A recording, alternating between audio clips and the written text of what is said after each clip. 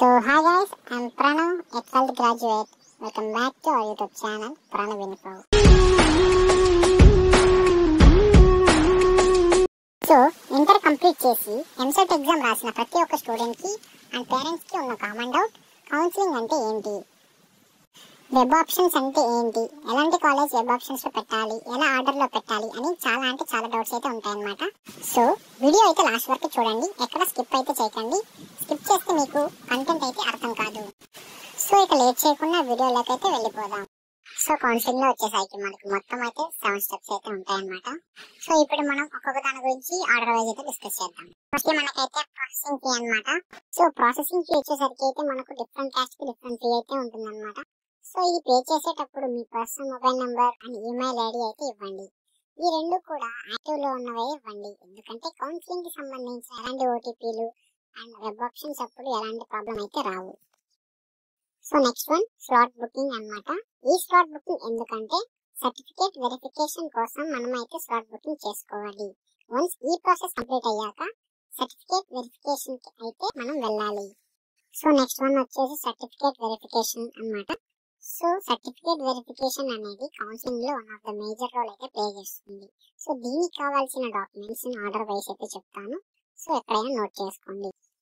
Hall ticket, rank card, Aadhaar card, SSC marks memo, inter marks memo, 6th నుంచి inter వరకు study certificates, income certificates, EWS for OC, caste certificate and passport size photos అన్నమాట.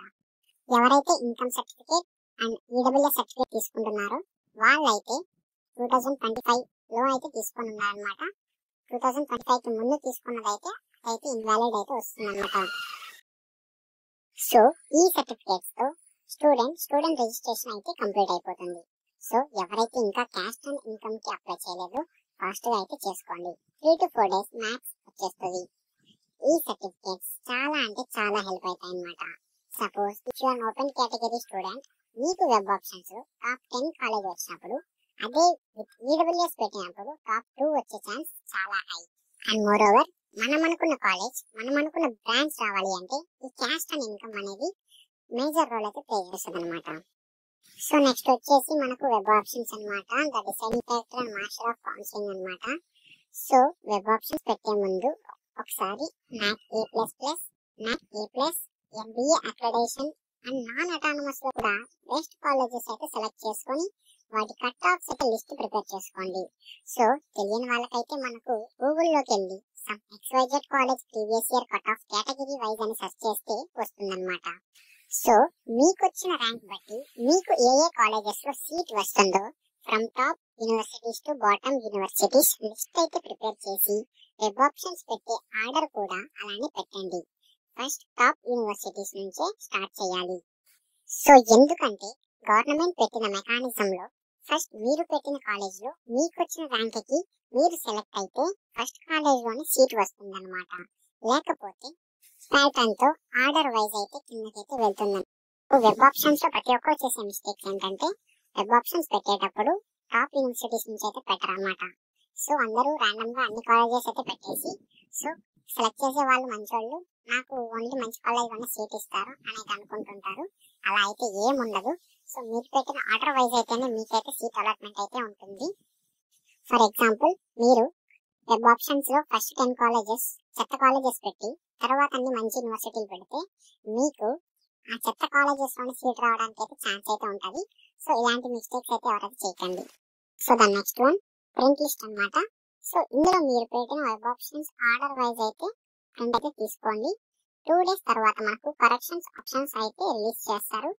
So అప్పుడు change చేసుకోవచ్చు. So ఇదంతా అయిన 1 week లోనే మనకు seat allotment అయితే వస్తుందన్నమాట. ఏ కాలేజ్ లో మనకు సీట్ వచ్చింది, ఎంత ఫీ మనం పే చేయాలి, ఎంత గవర్నమెంట్ పే చేస్తుంది అక్కడ డిస్ప్లే అయితే అవుతుందన్నమాట. సో తర్వాత మీకు కాలేజ్ నచ్చినట్టయితే మీరు కాలేజ్ వెళ్ళి కన్ఫర్మేషన్ చేసుకోవాలి. లేదు మీకు కౌన్సిలింగ్ లో వచ్చిన కాలేజ్ నచ్చలేదు అంటే మళ్ళీ సెకండ్ కౌన్సిలింగ్ వరకు వెయిట్ చేయాలన్నమాట. సో ఇందులో కూడా ఫస్ట్ కౌన్సిలింగ్ లాగానే సేమ్ ప్రాసెస్ అయితే ఉంటుంది. వీడియో చూస్తున్న ప్రతి ఒక్కరికి ఉన్న కామన్ డౌట్, నాకు ఫస్ట్ కౌన్సిలింగ్ లో అనుకున్న బ్రాంచ్ అనుకున్న కాలేజ్ రాలేదు. సో నేను సెకండ్ కౌన్సిలింగ్ పెట్టినప్పుడు ఆ ఫస్ట్ కౌన్సిలింగ్ లో వచ్చిన కాలేజ్ అలాగే ఉంటుందా ఉండదా? సో అలాగైతే ఉండదన్నమాట. సో ఫస్ట్ కౌన్సిలింగ్ లో వచ్చిన కాలేజ్ వద్దనుకోని సెకండ్ కౌన్సిలింగ్ పెట్టినప్పుడు ఫస్ట్ కౌన్సిలింగ్ కాలేజ్ అయితే రాదు.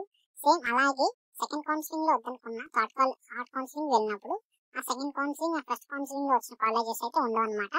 సో ఆ థర్డ్ కౌన్సిలింగ్ లోనే అడ్మిషన్ అయితే కన్ఫర్మ్ చేసుకోవాలి. సో ఈ కౌన్సిలింగ్ ప్రాసెస్ అనేది చాలా అంటే చాలా ఇంపార్టెంట్ అనమాట. సో ఈ ప్రాసెస్ చేసేటప్పుడు చాలా జాగ్రత్తగా అయితే చేసుకోవాలి. అండ్ ఈ ఇయర్ ఎంసెట్ రాసిన ప్రతి ఒక్క స్టూడెంట్ కి I wish you very all the best. So content నచ్చినట్లయితే వీడియోని లైక్ చేయండి, మీ ఫ్రెండ్స్ కి షేర్ చేయండి, అండ్ అకౌంట్ అయితే పక్కా అయితే సబ్స్క్రైబ్ చేసి పెట్టేసుకోండి.